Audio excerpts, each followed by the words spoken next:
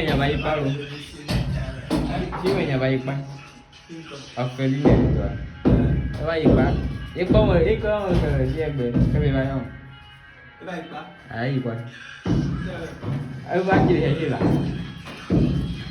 Chưa thấy gì pak? Ibu Bapak no. Dia kau mau dia boleh dia bayar. Kau ini dia. Akan ni. Kalau dia tak boleh buat. Kalau dia ada siapa?